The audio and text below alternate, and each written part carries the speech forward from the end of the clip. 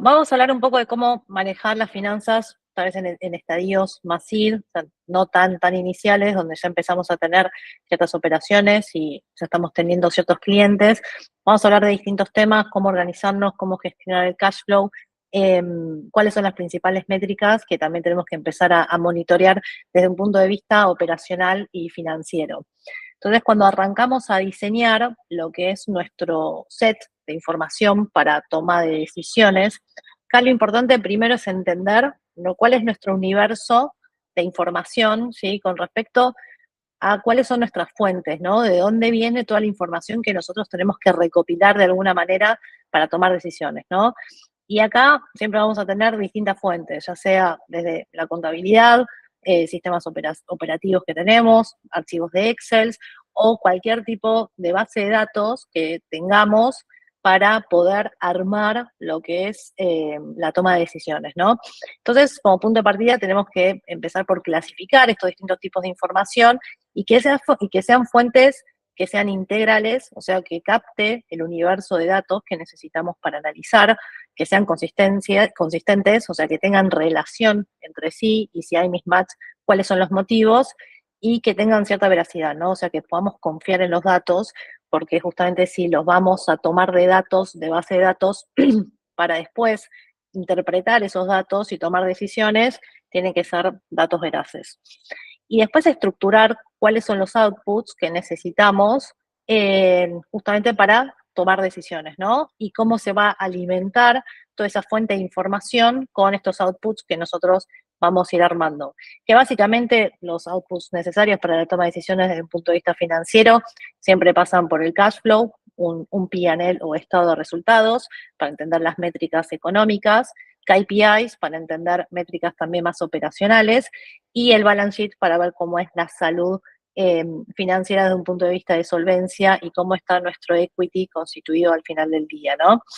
Entonces ahí es importante determinar un calendario, timings que necesitamos establecer como fechas de corte para alimentar estas estructuras y que recibamos la información a tiempo justamente para tomar decisiones, ¿no? Y la información en estos estadios vale oro porque recibirlos en el tiempo oportuno nos va a permitir tomar las decisiones estratégicas que sean necesarias, ¿no? O sea, tanto a nivel de operaciones, si estamos bien con el nivel de actividad, si estamos bien con el nivel de cash flow, si tenemos que hacer una nueva estrategia o pivoteo, tanto en temas de pricing como en temas de estructura de costos o en la gestión que estamos haciendo con nuestros clientes. Entonces, como punto de partida, y también es importante a veces diferenciar dos conceptos clave que generalmente a veces se confunden o se piensan que es lo mismo, sobre todo al principio, donde todo el flujo financiero equivale al flujo económico, ¿no? Pero ahí es importante diferenciar lo que es el cash flow de lo que es por ejemplo, el estado de resultados. En muchas oportunidades, a veces cuando hablamos de EBITDA, se piensa que es una métrica exclusivamente cash flow, pero en realidad nos mide cómo es nuestra rentabilidad y performance del negocio, ¿no? Entonces, como diferenciación, siempre que hablamos de cash flow, es el efectivo que realmente nos está entrando y saliendo de nuestras cuentas bancarias, de nuestras billeteras digitales o el cash físico que podemos llegar a tener, mientras que el estado de resultados es un concepto netamente económico, en donde tratamos de ir proyectando, ir viendo cuáles son nuestras ventas de vengadas, o sea que ya se ejecutaron con independencia del cobro del pago, lo mismo que con la estructura de costos, ¿no? Y con esto podemos determinar cuál es nuestro margen, si somos rentables o no somos rentables, y si estamos generando el working capital también necesario para poder entender nuestro negocio. Entonces, siendo el flujo de caja uno de los componentes más importantes desde un punto de vista de la gestión de finanzas, es importante cuando armamos este cash flow, que puede ser en función cuando tenemos muchas cuentas bancarias, tal vez varias estructuras societarias, que cada estructura societaria tiene su banco o sus billeteras, es consolidar y entender cómo es la estructura de ese flujo de caja, ¿no? O sea, cómo se alimenta después entendiendo las transacciones intercompany que puede haber entre una sociedad y otra, para poder comprender si también el efectivo que estamos generando o no generando proviene de actividades operacionales, ¿sí? Propias del negocio o actividades de inversión o de financiación. Entonces, comprender cómo es esta estructura de flujo de caja y armar un buen cash flow nos va a permitir también proyectar cuáles van a ser nuestras necesidades futuras de efectivo, ¿sí? Sobre todo para entender en qué momento necesito fondearme, en qué momento necesito tal vez o levantar capital o tomar algún método de financiación para asegurar la gestión y el ciclo del negocio futuro, ¿no? Y después también nos permite priorizar tal vez erogaciones o gastos como para determinar si estamos realmente con un burn rate, o sea, que es nuestra tasa de quema, muy elevado o lo tenemos que ajustar, entonces ahí es importante que prioricemos cuáles son nuestros gastos al fin del día. Y después otro dato no menor es administrar tanto nuestras cuentas por cobrar como nuestras cuentas por pagar, porque eso nos va a permitir gestionar y solventar las operaciones, sobre todo de corto plazo. Siempre conviene las cuentas por cobrar mantenerlas bajas y las cuentas por pagar un poquito más altas. Y eso deriva en tener un working capital negativo, que a veces está o se interpreta que tener un working capital negativo es malo, pero en realidad es una buena señal porque me estoy fondeando con proveedores, tal vez no estoy fondeando a los clientes y obviamente el endeudamiento comercial es mucho más barato que endeudarse tal vez con un banco o con capital propio, que también es mucho más caro. Entonces, como 5 tips como para llevarnos de cómo entender y proyectar bien el cash flow, sobre todo en periodos que tal vez estamos en alto crecimiento, donde tal vez nuestra tasa de consumo de gastos es mucho mayor a que nuestro nivel de ingresos, que no estamos generando tal vez hoy en día los ingresos suficientes para solventar todo, ¿no? Entonces, como punto de partida es estimar cuál es el burn rate, que es la tasa de quema, cuánto estoy gastando y en qué mensualmente, entender bien cómo estoy monetizando y generando los ingresos, y ahí tengo que pivotear en términos de pricing o en términos de cómo genero ese revenue, si es un revenue recurrente o no recurrente. Luego, seguir muy de cerca los costos y los gastos, ¿sí? Priorizándolos y entendiendo cuáles son aquellos necesarios y directos para la prestación de servicios o la producción de bienes, en el caso que tengamos. Y después también evaluar si necesitamos alternativas de fondeo, porque no tenemos la caja suficiente para poder solventar todos los gastos. Entonces ahí es donde tenemos que evaluar si tenemos que salir a buscar una ronda de inversión u otro tipo de fondeo u otro tipo de financiación, siempre con los pros y contras que tienen cada uno, y luego administrar todo este flujo de caja, que es bastante importante para poder sobrevivir, ¿no? O sea, con un informe bastante conocido, que cuáles son las causas de por cuáles las startups fallan, siempre quedarse sin efectivo está en el top 1, top 2 de los motivos por los cuales las startups no cruzan el famoso Valle de la Muerte. ¿Cómo hacemos este ejercicio y que sea lo más veraz y sólido posible? En la medida que tengamos datos financieros históricos, todo lo que podamos ir estructurando e ir ordenando para analizar, ¿sí? Nos sirve para entender cómo llegamos hasta hoy y en función a eso ir proyectando, ¿no? Todo lo que es la parte de ingresos, como la estructura de gastos y también cómo es la estructura de gastos que vamos a necesitar a futuro cuando nosotros estamos proyectando un crecimiento de la actividad y un mayor nivel de ventas, ¿no?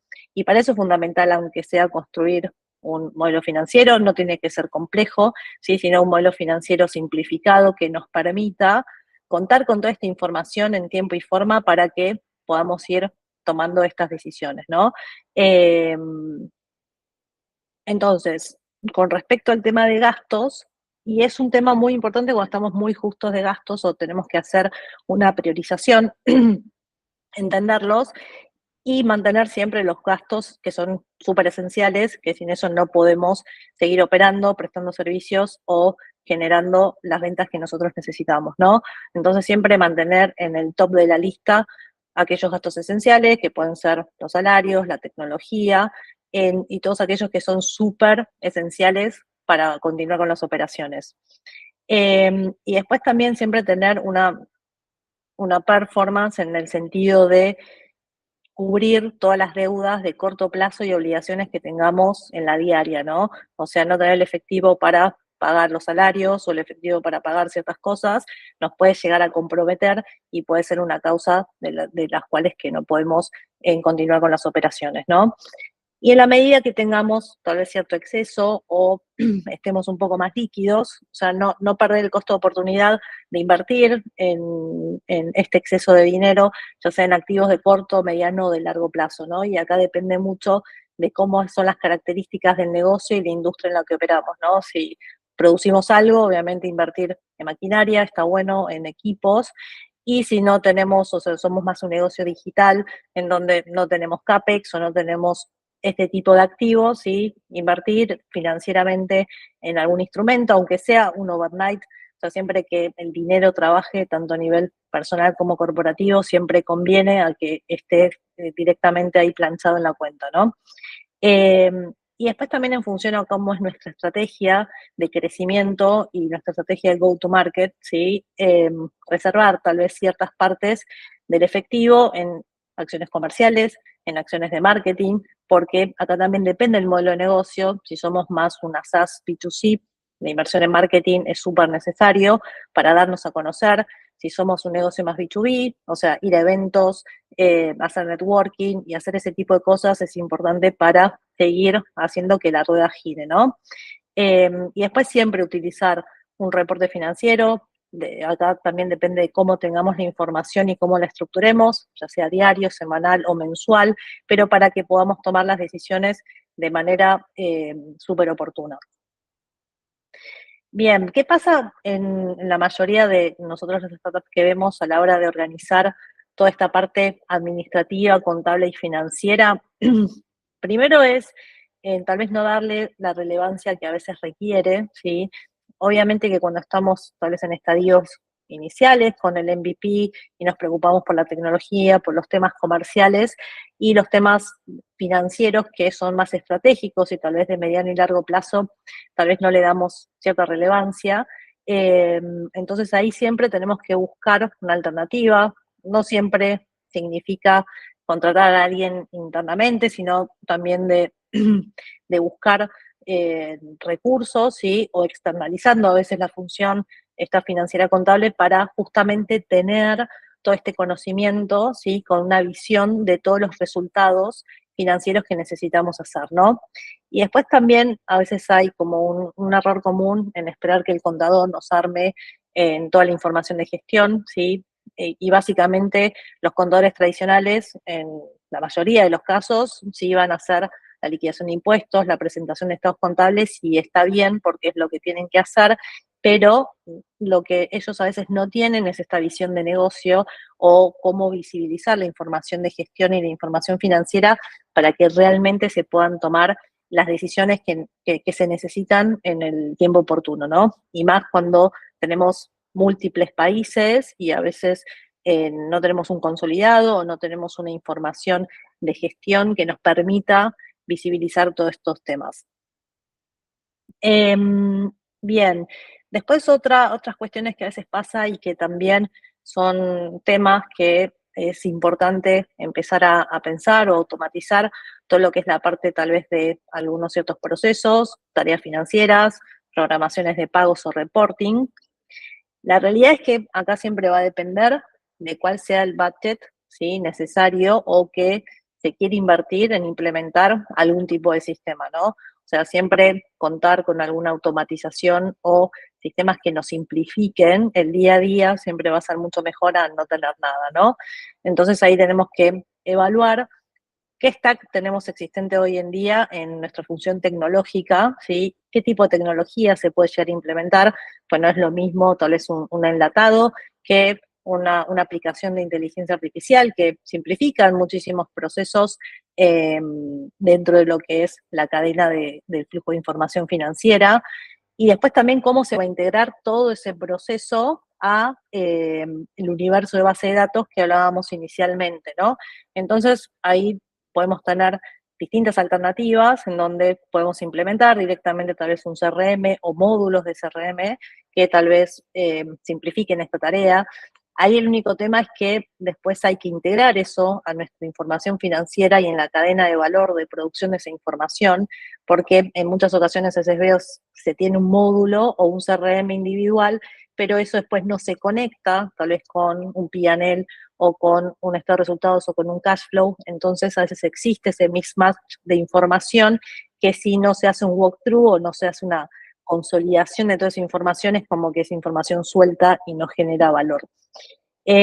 Después lo que está muy simplificado en el mercado son todas las plataformas que existen hoy en la nube. Hay un montón de soluciones de inteligencia artificial, sobre todo, que nos pueden simplificar cobranzas, pagos, cash flow, información financiera. Entonces ahí tenemos que evaluar cuál es el backend disponible para implementar esto, integrarlo con el resto.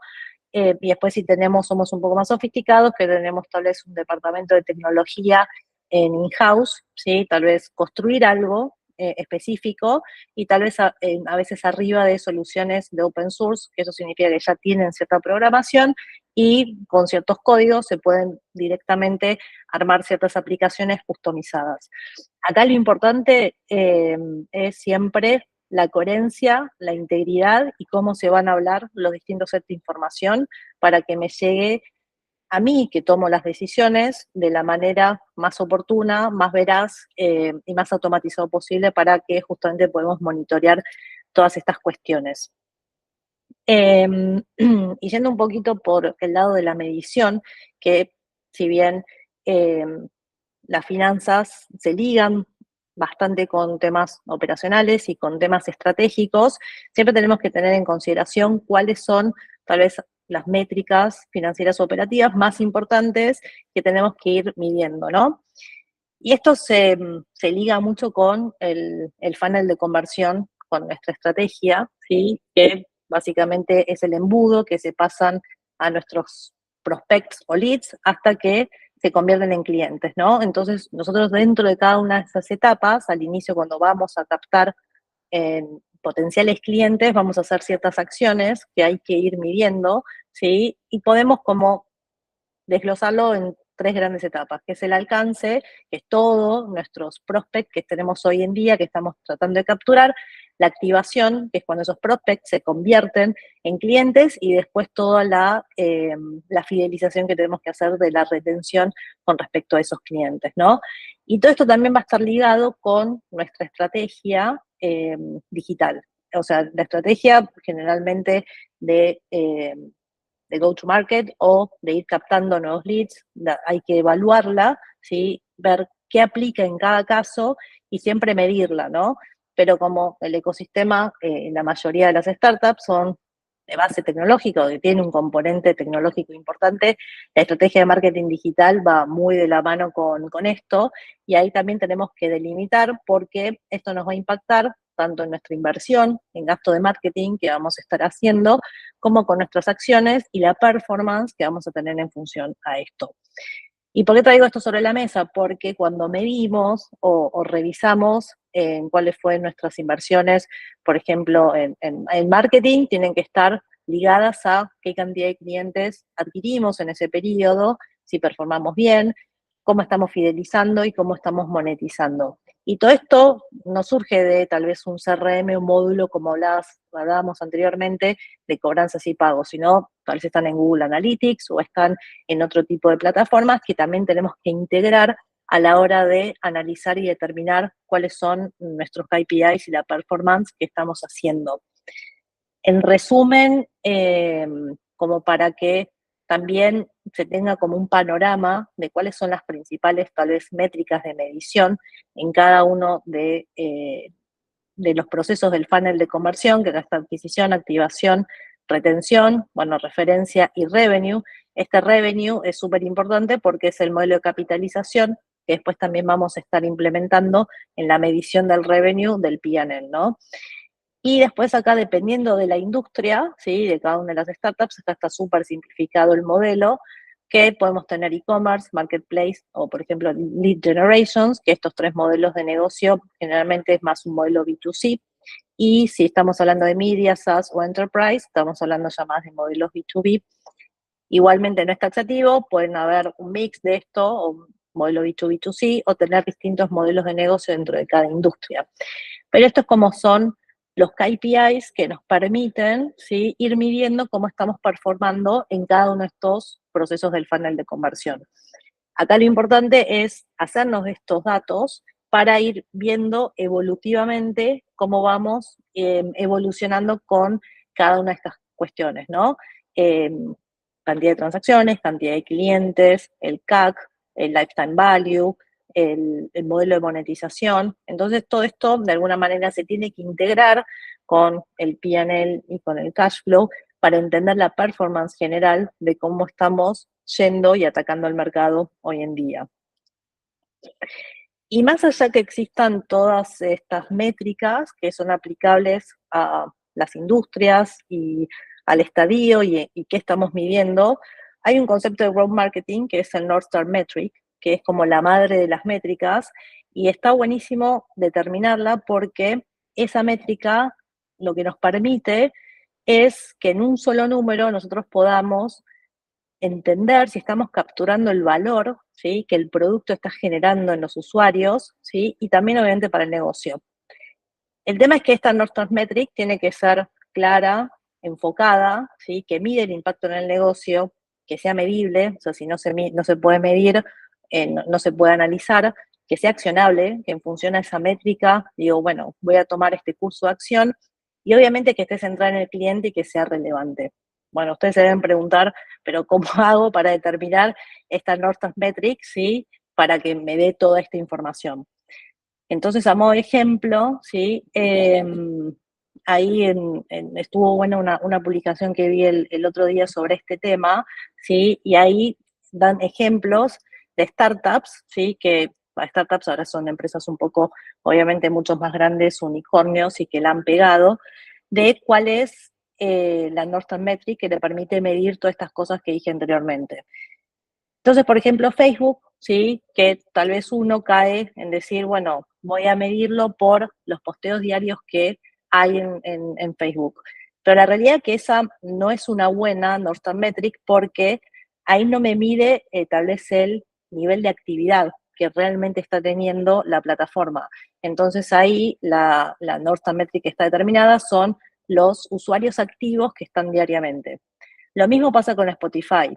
O sea, tal vez uno cae en decir, bueno, el número de suscriptores, que es importante, está bueno tenerlo, pero no me termina de determinar si realmente yo estoy generando el valor en el negocio. ¿Por qué? Porque a mí me importa medir más, por ejemplo, el tiempo que están los usuarios activos escuchando música. Porque, ¿qué puede pasar? Yo en un mes tal vez tengo 100 suscriptores, pero de esos 100 suscriptores, solamente 50 realmente escuchan música durante ese mes. Entonces, ¿qué puede pasar el mes que viene? Que de esos 100, el 50% se me den de baja, porque no le están dando uso a la plataforma, ¿sí? Lo mismo que, por ejemplo, con Airbnb. Uno tal vez puede pensar, bueno, la métrica más importante para medir si estoy realmente generando un buen negocio es el tiempo que estoy en la aplicación, ahí pasando y searchando. Pero en realidad es una herramienta que uno usa para comparar y ver. Entonces, lo que realmente importa es si los usuarios están buqueando, están haciendo reservas dentro de la plataforma. Entonces, con esto el mensaje es decir, bueno, necesito números, ¿sí?, para entender cómo estoy evolucionando, ¿sí?, con cantidades vendidas, cantidad de clientes, cantidad de cuentas que puedo llegar a tener en mi negocio, pero no me tengo que quedar con eso solo. Es solamente un indicador, pero lo más accionable es si realmente estoy generando el valor, y eso tal vez me lo da otra métrica que me determina si efectivamente los usuarios están usando mi producto, me vuelven a comprar, ¿sí?, y si tengo cierta fidelización con ellos. Bien, hasta acá fue un poco un overview. Queríamos usar la primera media hora como para dar un pantallazo de todas estas cosas que nos permiten medir, gestionar y eficientizar un poco la estructura. Así que súper abierto a Q&A, a experiencias, a consultas un poco más específicas de lo que hablamos y otras cosas de las que no hayamos hablado a lo largo del material.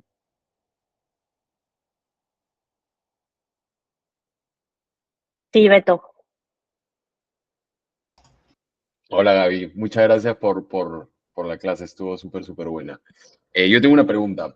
Cuando se habla de burn rate en el marco de un levantamiento de capital, ¿no? Que un inversionista siempre pregunta, ¿cuál es tu burn rate, por ejemplo? Cuando se habla del burn rate y la respuesta es si me queda 12 a 14 meses, ¿no? De plata, digamos. Ahí se considera también los ingresos que tiene la compañía o se está hablando más de como de el financiamiento me dura esto. ¿Por qué? Porque imagínate que una compañía gasta $50,000 al mes, pero tiene $30,000 de ingresos.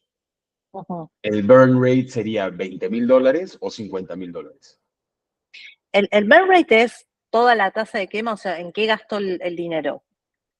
No sé, si yo gasto 50.000, 20.000 o 30.000, es cuánto estoy quemando. El runaway es el periodo de tiempo que yo tengo sin quedarme en efectivo. O sea, en el ejemplo que diste son esos 12 meses.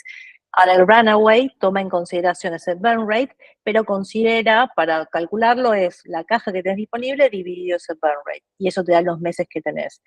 Dentro de esa caja disponible a una determinada fecha se van sumando los revenues que vas generando. Entonces, en el runaway se deberían contemplar los ingresos, ¿sí?, que voy teniendo más allá de la caja para Más el determinar, financiamiento.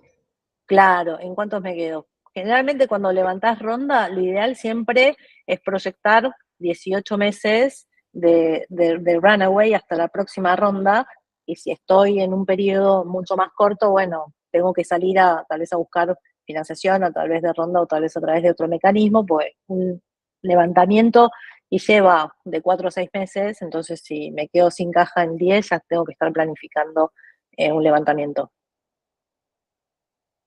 Buenísimo, mil gracias. No, de nada.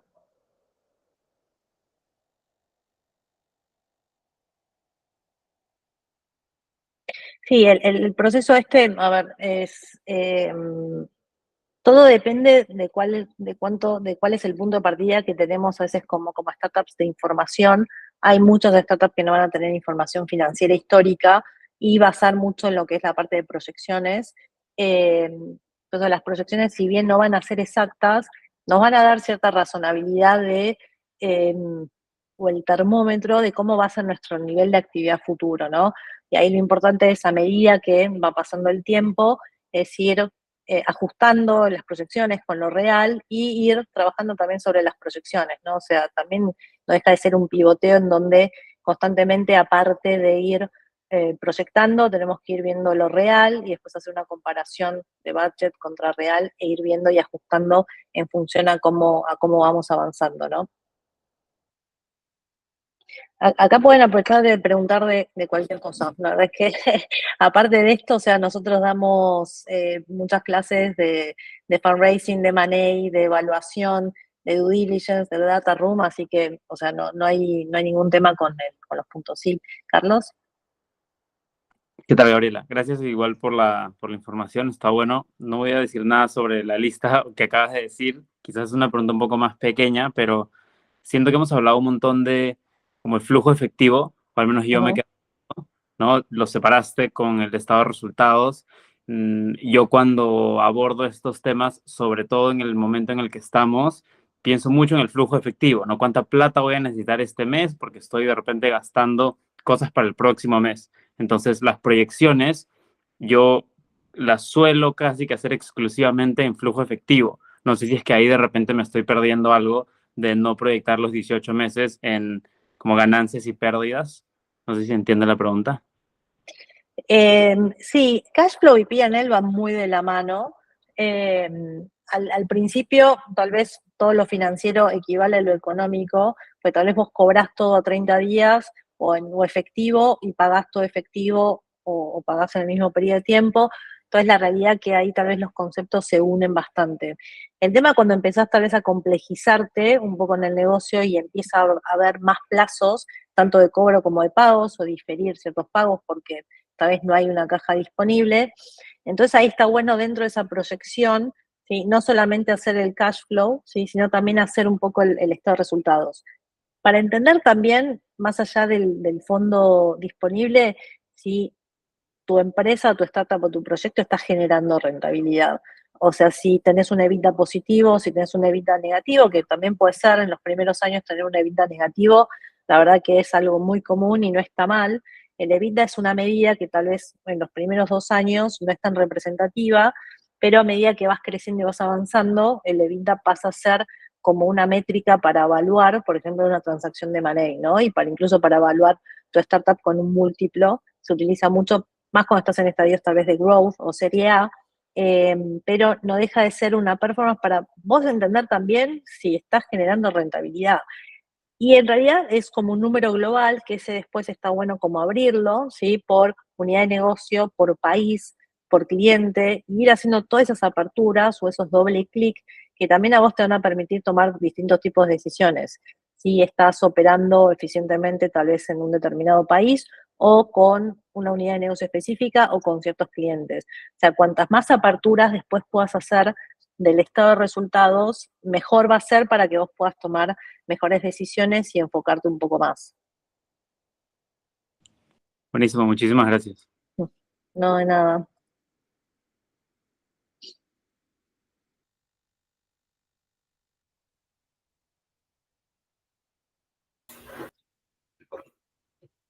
Buenísimo, Gaby. Ahí Belén, Cristian, Elfar, también si quieren aprovechar. Buenísimo.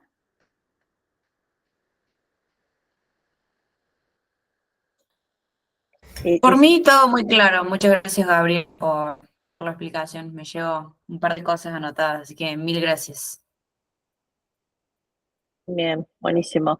Igualmente cualquier duda, cualquier consulta, más allá de esta presentación y la grabación que vamos a compartir, nos pueden escribir o consultar tranquilamente sin ningún tipo de problema. A ver, nosotros dentro de CFO brindamos todas estas soluciones, aparte de hacer todo lo que es la parte legal, la parte impositiva, la parte de soft landing, la parte de estructuración en distintos países, operamos en toda Latinoamérica, hacemos también todos estos procesos de fundraising, las proyecciones financieras, el modelo financiero, trabajamos con muchos VCs también en la región, nos contratan bastante para hacer el due diligence sobre algunas startups que quieren hacer el fondeo, entonces eso nos permite tener esta doble mirada y hacer también una estrategia de warm intros, en donde acercamos posiciones sin dar ningún blessing a ninguna parte, pero sí, si la tesis de inversión con respecto a lo que ofrece la startup se acercan o se asemejan, ahí también estamos haciendo warm intros y nada, básicamente nosotros tratamos de dar solución en cada estadio, en cada etapa de la startup desde cualquier punto de vista, ¿no? Así que ahí si tienen dudas, consultas con respecto a cualquier tema, ahí más que bienvenidos. Muchas gracias. Muchas gracias, Gaby. Bien, bien, Carlos, sí. Sí, Gabriel, aprovecho para, ahora que das el pase, para hacer preguntas un poco más abiertas. Yo tengo una duda, quizás por el proyecto que nosotros estamos viendo, imagínate, está todavía en temprana edad, está facturando 10.000, 15.000 soles al mes. ¿Ya? ¿Y qué significa eso? Yo, por ejemplo, estoy dedicado a esto aquí y yo no tengo un sueldo, ¿no? Entonces, cuando terminan los costos de mi flujo efectivo, nosotros nos dedicamos a brindar experiencias de básquet, de deporte. Entonces, pago alquiler de canchas, los equipos, los activos que necesito, transporte, etcétera, ¿no? Entonces, ahora cuando ya queremos como que formalizarnos y tener un estado de resultados, en teoría, imagínate, ¿no? Al mes a mí me sobran, entre comillas, como 1.000 soles, 2.000 soles, que no realmente me sobran, ¿no? Entonces, ahí que yo escucho de todo, ¿no? En el tema contable, la gente me dice, oye, anda a restaurantes y factúralo y entonces tu empresa va a tener más costos o gastos y por lo tanto no utilidad y no pagas impuestos, etcétera. Entonces, no sé si es que esto tiene que ver con lo que estamos hablando, pero me gustaría que me puedas contar algo sobre esa. Sí.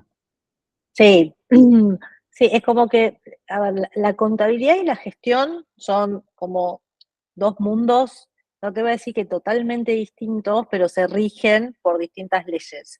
O sea, contablemente, o sea, la realidad es que no se debería, pero, o sea, es como un propósito que cumplir con las obligaciones fiscales que podés llegar a tener con algún organismo. Cuando estás en otros estadios que cotizás en CNB, por ejemplo, o en la bolsa, que tenés auditorías y tenés inspecciones, ese tipo de cosas no las podés hacer, están totalmente prohibidas. Siendo una empresa privada cerrada, ¿sí? Que no publica tal vez sus estados contables bajo ningún organismo de contralor, ¿sí?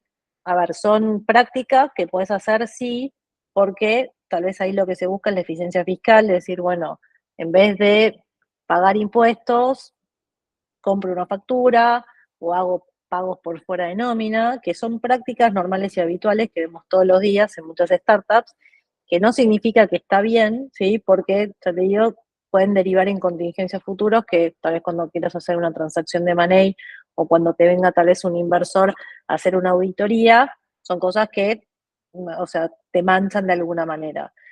Distinto es la gestión, ¿sí? La gestión tenés que ser vos transparente 100%. Ahí es donde vos no te tenés que mentir porque esa es la información que a vos te sirve para tomar decisiones y decir estoy haciendo bien o estoy haciendo mal las cosas. Lo que comúnmente se tiene, ¿sí? Cuando son así tan estadios iniciales que no están auditadas o que no tienen que ir a CNB, tener dos sets de información, uno contable y uno financiero. El contable es la contabilidad con el pago de impuestos, y ahí te hacen todos los artilugios que el contador te puede llegar a decir que tal vez no está bien hacerlo. Y por otro lado está la información de gestión, que ahí vos sí tenés que ser 100% sincero para entender cómo viene el negocio. Y ahí vienen los mismatch. Ahora, como recomendación, hacer ese tipo de cosas, tal vez en el corto plazo, te puede llegar a sumar, tal vez para ahorrarte cash flow, pero a mediano o largo plazo son cosas que si no las corregís en cierto momento, te pueden llegar a generar dolores de cabeza futuro, contingencias, multas y otro tipo de cosas. Muchísimas gracias, Gabriela, por tu respuesta. Me suena que, o sea, las recomendaciones que escuchamos nosotros es como, estamos justo en el puente nosotros, ¿no? De como que, ok, formalizar una operación y crear algo que obviamente funcione bien. Entonces quizás hay un gap ahí en donde las recomendaciones que nos den de los artilugios hay que tomarlas, pero no significa que es un modelo escalable por el cual construir. Gracias. Exacto, exacto. Sí, sí. Sí, mismo yo anteriormente a unirme a CACIFO, estuve más de 15 años en Price, como directora del área de Transaction Services, haciendo M&As a nivel mundial. Y este tipo de cosas, sí, las contingencias son súper comunes, son súper habituales, y he visto un montón de transacciones que eran muy atractivas comercialmente y se terminaron cayendo porque el valor de las contingencias superaban el valuation de la compañía, ¿no? Entonces, tal vez lo que hoy suena atractivo, después a largo plazo te puede llegar a terminar de jugar en contra, ¿no?